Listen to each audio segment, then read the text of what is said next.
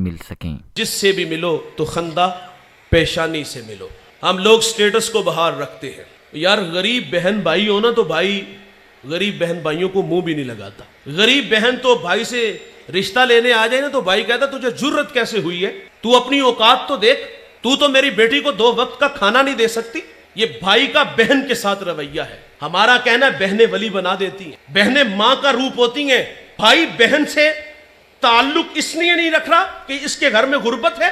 मैंने पिछले दिनों एक बहुत बड़ा मजहबी स्कॉलर है, उनका लेक्चर सुना, उसकी बात बड़ी दिल को जा लगी। वो कहते मेरे पास एक शख्स आया, उसको ब्लड कैंसर था, जिंदगी मौत से लड़ रहा था, वो रूहानी इलाज करते हैं।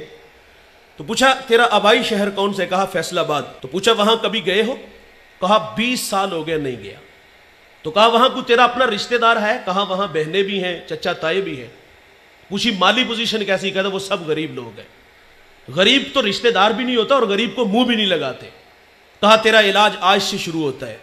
कहा 20 दिन उन लोगों में गुजार के आओ, भूखों को खाना देना, ब्रहना को लिबास देना, प्यासे को पानी देना, प्यादा को सवारी देना, यानी किसी के पास ट्रैक्टर नहीं वो ले देना, हल ठीक करवा देना, ट्यूबवेल ठीक करवा देना। 20 दिन उनकी खिदमत करके आओ। 20 दिन खिदमत करके आया, कहा अब दोबारा टेस्ट करवाओ। जब दोबारा टेस्ट करवाया तो उसको ब्लड कैंसर नहीं था। भाईजान जहां दवा काम नहीं ना आती वहां दुआएं काम आती हैं। और दुआएं करवाया ना करो, दुआएं लिया करो। काम ऐसे करो कि कलेजे से आवाज निकले। मेरे नबी का फरमान है अगर उम्र में रिज़्क में बरकत चाहते हो तो सिला रहमी किया करो। और तुम्हारी सिला रहमी के सबसे ज्यादा मुस्तहिक तुम्हारे अपने बहन भाई। हमने स्टेटस का ख्याल रखा, गरीब बहन है कहीं कर्ज ना मांग ले, गरीब भाई है कहीं पैसे ना मांग ले, हम मुंह ही नहीं लगाते। यार हम मजहबी लोग हैं, गरीब आदमी टाइम लेने आ जाए तो हम टाइम भी नहीं देते, कोई मसला पूछने आ जाए तो हम मसला भी नहीं बताते। एक डिस्ट्रिक्ट मंडी भावलदीन से चला है, एक भावल नगर से चला है, एक कराची से चला है, वो 500,000 किलोमीटर का सफर हमारे पास करके आया है और उसको नजरअंदाज किया गया। क्यों?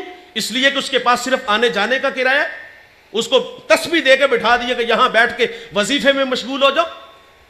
वो तो बेचारा एक अकीदत में बैठ जाता है, लेकिन थोड़ी देर बाद एक कलफ लगे कपड़ों में आया, आगे पीछे खुद्दाम थे और वो सीधा हुजरे में चला गया। अंदर से आवाज आई कि आप किसी के यहां पैगाम भेज देते तो मैं खुद ही आ जाता। बताओ जो बाहर बैठा वजीफे में मशगूल था उसके दिल पे क्या गुजरी होगी। और जब हमारे रवैये ऐसे होंगे तो लोगों को दीन कहां से मिलेगा।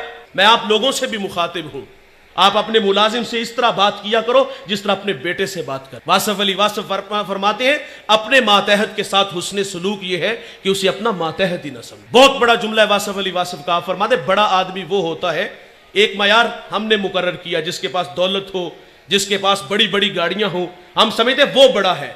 वासफ अली वासफ फरमाते बड़ा आदमी वो होता है कि जिसकी सोहबत में बैठने वाला अपने आप को छोटा ना महसूस करे। लेकिन हम तो कहते हैं इसको औकात में रखो, और औकात किस चीज का नाम रखा है? दौलत को मयार बनाया।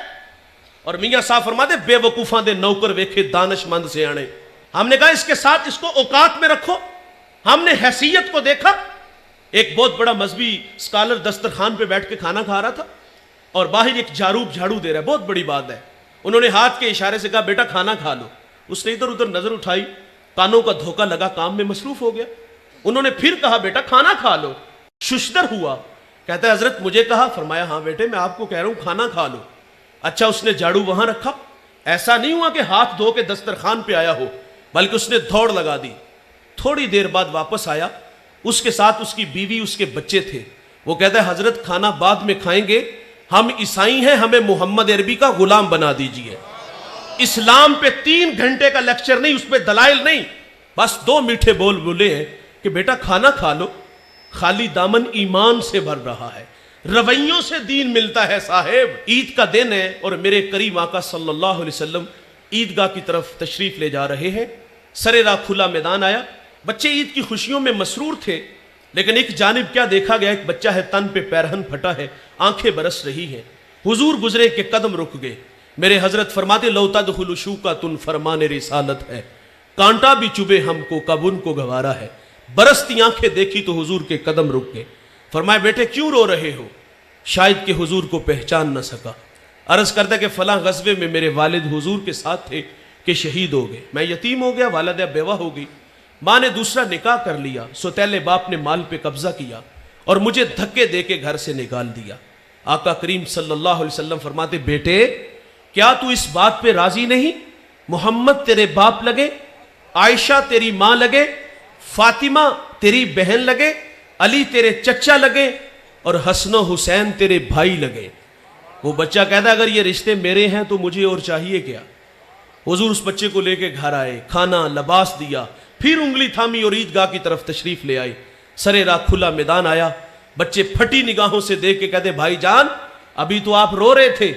अब फखर से कहता है, मैं भूखा था खाना मिला, मैं नंगा था लबास मिला, मैं यतीम था अब्बू जी मोहम्मद मिले, आयशा मां मिली, फातिमा बहन मिली, अली चचा मिले, हसन हुसैन भाई मिले।